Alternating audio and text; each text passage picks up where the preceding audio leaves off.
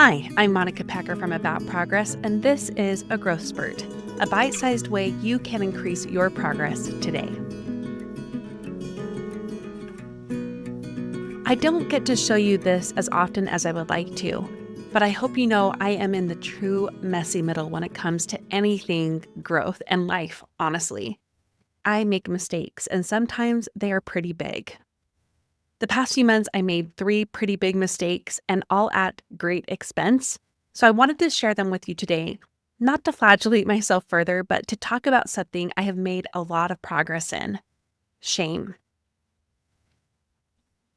The first mistake I want to share with you is I bought some airplane tickets months and months ago for Brad and my oldest son to go on their 12-year-old trip to Southern California.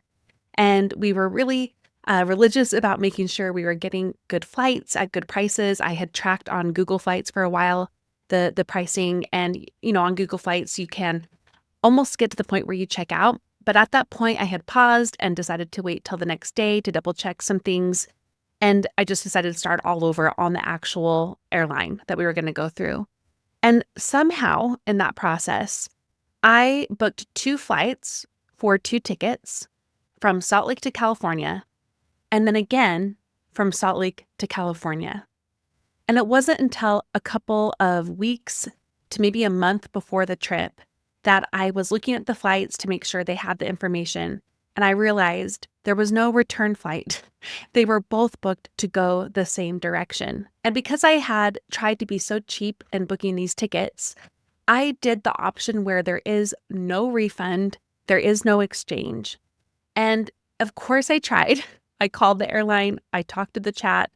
The best they could do is give me a $30 credit per ticket. And that was it for that return flight. So that was a huge mistake, and I felt so bad about it.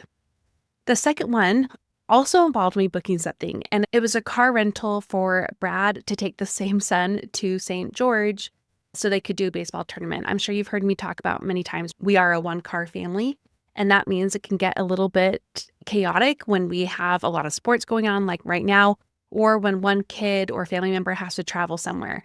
Like I recently traveled up to Idaho to do my work weekend with my friend Rachel Nilsson, and I rented a car then. So they needed to rent one. And so I did the same process I had done for my car rental to Idaho, and I booked them a car rental that was a really affordable rental. And then my husband went to the car place at the airport, and lo and behold, I had booked it for 3 weeks past the date. And so that was a huge scramble for Brad, very inconvenient. He was at the car rental place at the airport. He took a shuttle to a different part of the airport to try to book a car rental there, and there were none available. He ended up taking an Uber home, and then we figured out from home how to rent a car for the next morning because luckily they had to leave early in the morning. It was so much work for Brad, and on top of it, it was also non-refundable because I had booked the cheapest option.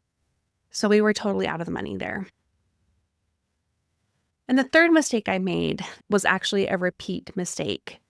About 2 years ago, I got this outfit for my youngest son to have as for his christening of sorts. It's his baby blessing and my faith.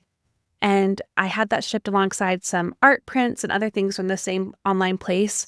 And I accidentally shipped it to some random address nearby. The first half of the address was right, and the second half doesn't even exist, but still they delivered it. And we were knocking on doors on the street where they said they delivered it to. I talked to the post office, and nobody could help me. And, I tried my best to make sure I changed that address. Somehow Google had saved it. So I, made sure I updated it. And ever since then, I've tried to be careful about where I send things until I recently ordered something from Etsy. I've been doing a really good job this year of being a good online shopper, very careful, not just checking out on all my carts. And this is one of those times I'm like, I am feeling good about this purchase. I really want this quilt jacket. I'm getting it from a maker on Etsy. It feels really good to get that. And then I had it shipped, and it arrived while we were supposed to be in St. George. And the neighbor boy that we had paid to do a couple things around the house while we were gone, he said it didn't come. And I was like, oh no, it got stolen. And then I kept looking on the ring cam and nothing had come. And that's when it dawned on me, I must have sent it to the wrong place again. I scrambled to get on Etsy, and yes, of course, I had done that. I sent it to that same address. It looks like Etsy had saved that address from Google from long ago, and I just, scanned the address, and the first half was right, so I just didn't check the second half, and it was sent to that same weird no person is actually there to deliver it location, which in other words meant it must have been stolen. So I was out of that whole package, and I'd either have to reorder or just know, well, whoever gets that, I hope that they needed it. A caveat on that one, I did end up getting help from the post office and they were able to retrieve it. Somehow they had sent it to an apartment building and it hadn't been claimed yet. So thanks to the honest people who didn't pick up a package that wasn't theirs on their apartment stoop for likely 2 weeks at that point. Now, all three of these mistakes cost money. Sometimes our mistakes do, sometimes they don't. All of these mistakes were inconvenient. Again, mistakes can be that way. Regardless of what mistakes we make, I think there's a tendency to go right to shame. And that's what the old me would have done. I would have beat myself over the head with that shame. Like, how stupid can you be? You wasted so much money. None of that can be returned. Why didn't you double check things? I would get very critical of myself. And while I didn't enjoy making these mistakes and I wasn't proud of them, I noticed that I was handling them different than I would have even a couple years prior. I did feel some guilt, which I think is totally appropriate when we make mistakes.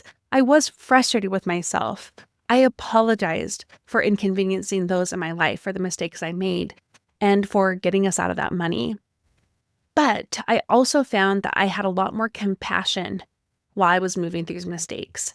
I was able to better see the bigger picture. I was able to acknowledge my circumstances, that my mental load was pretty high in all of those situations. There was a lot on my plate. I was moving too quickly. And because of that, I made some mistakes. Owning all of that helped me learn from my mistakes better too, namely to slow down, to double check things, and to maybe not be so cheap. When we hear the word compassion, we think, well, that won't make me change, and that's not true. Compassion doesn't make you apathetic to being a messy human. It doesn't make you just throw up your hands and say, oh, well, I guess we all make mistakes, and to not own those mistakes, to not apologize where needed or make things right where needed. That's not what compassion makes you do. Compassion helps you move through your mistakes in a way where you can still progress, where you can see things from the right perspective, where you're able to actually acknowledge things. Shame makes people hate themselves, but it also makes them never try. It prevents them from trying again in the future. It makes them really anxious. And one of the things I've noticed shame does is it actually leads to people avoiding taking ownership of their mistakes because it's almost too painful to face that they're not perfect. So they have a hard time apologizing. They have a hard time saying, yes, you're right, I made a mistake, because the shame is so deep. Compassion is the antidote. And I hope that you can use that in the near future if you make a small to big mistake just like me. And just as a quick update, the other night I bought my plane tickets to go to England in September. If you don't know, I get to go on a Pride and Prejudice pilgrimage to England. I'm going by myself. It's my first time being out of the country in over 13 years. And you better believe I looked over the flight details about 5 times and had Brad check it too. Oh, and I paid a little bit more for a refundable ticket and I bought travel insurance too, so we can learn. Before I go, I want to share a progressor spotlight. Today, I want to spotlight Katie Bastow, who is an amazing member of our community who just is so encouraging. She comments a lot and she's so smart and real and level-headed. She really takes the time to share information and to teach people on maybe a trickier topic that I introduce in a reel or a post in ways I often don't have the time for. And I'm just really appreciative of her and her friendship too. That's what's so great about this community. I truly feel like we've become friends in the process of connecting with each other. So if you ever want to know who she is, just read my comments. She's often there. And also we did a How Do You episode a while back that I'll link in the show notes, where she shares how she went back to law school after her kids all went to school themselves. So a great episode too. So thank you, Katie, for just being there and being part of the community. I want to thank you for listening. Now go and do something with what you learned today.